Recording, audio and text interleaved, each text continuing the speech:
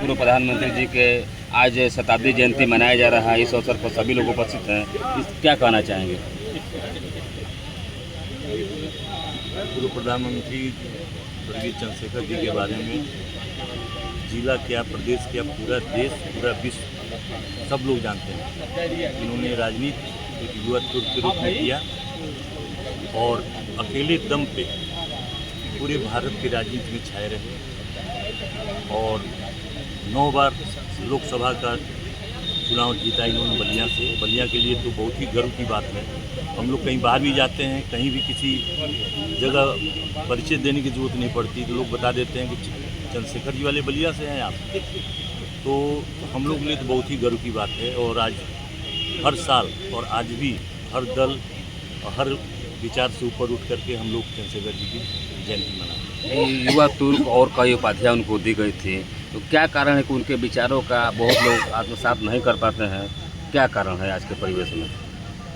देखिए, राजनीति ऐसी है कि हर आदमी जो है सत्ता के साथ रहना चाहता है और बहुत कम लोगों में ये दम होता है या बहुत कम लोग इस विचार के होते हैं कि जो राज्य के या शासन के खिलाफ जाके बातें कहें। उन्होंने जो भी बात किया बिल्कुल खुले तरीके से किया और उस पर चलना बहुत ही कठिन काम है, लेकिन उन्होंने वो रास्ता अपनाया और विश्व भर में प्रसिद्ध हुआ। तो क्या कहना चाहेंगे आज के युवा पीढ़ी को? युवा पीढ़ी से ही कहना चाहेंगे कि चंद्रशेखर जी जैसे उनका जीवन पूरा संघर्ष से रहा, तो अपने उस लक्ष्यों को पाने के लिए बहुत ही कड़ी मेहनत और दृढ़ इरादे की ज़रूरत है। और हम सब नौजवानों की ज़रूरत है कि उनकी बातों को, उनके दिए गए वक्तव्य को पढ़ें और अपने रास्ते पे आगे बढ़ें। प्रतिनिधि कमलेंद्र सिंह जी उपस्थित हैं, तो आइए जानते हैं क्या कहना चाहेंगे श्रद्धेय पूर्व प्रधानमंत्री जी के चंद्रशेखर जी के विचारों को। बताएं सर। चंद्रशेखर जी एक समान परिवार में जन्म लेकर वो बलिया जैसे स्थान से और देश ही नहीं विश्व में अपनी नाम और बलिया का नाम की ख्याति प्राप्त की है। ये उनके दृढ़ इच्छा शक्ति की ही कारण ऐसा हो पाया था। और उस समय जब ये कोई परिकल्पना नहीं कर सकता था कि हम ये बन सकते थे, तो उन्होंने एक ही बात कही थी कि बनूंगा देश का तो प्रधानमंत्री ही बनूंगा, बीच में हम कोई मंत्रालय का पद नहीं लेंगे। इस इच्छा शक्ति के साथ उन्होंने कम ही समय में मात्र उनका कार्यकाल 40 महीने कितने का देश था? 4 महीने का था। उस समय हम लोग छोटे थे, हाई स्कूल में थे। वो 4 महीने में देश की जितनी बड़ी बड़ी समस्याएं थी, चाहे कश्मीर का मुद्दा हो, आतंकवाद हो, ये जितने हमारे सभी को अंकुश लगाने का काम किया था। लेकिन आज के परिवेश में जो राजनीति का है, तो उनसे सभी राजनीतिज्ञों को, जो भी कार्यकर्ता सीखना चाहिए, जो अपने विचारधारा से कभी उन्होंने समझौता नहीं किया और उसको लेकर देश ही नहीं अपने हर प्रदेश में भी उनकी ख्याति प्राप्ति जो चाहते थे होता था। जी, देखा जाए तो मान सम्मान प्रतिष्ठा को देखते हुए उन्होंने कुर्सी तक को पैर मार दिया, लात मार दिया था। और आज के देखने को ही मिला कि कुर्सी के लिए लोग मारा मारी करते हैं। उस पर उनके विचारों को क्या कहना चाहिए? देखिए, कभी कुर्सी की तो बात ही नहीं की हो, वो विचारधारा की लड़ाई लड़ते रहे।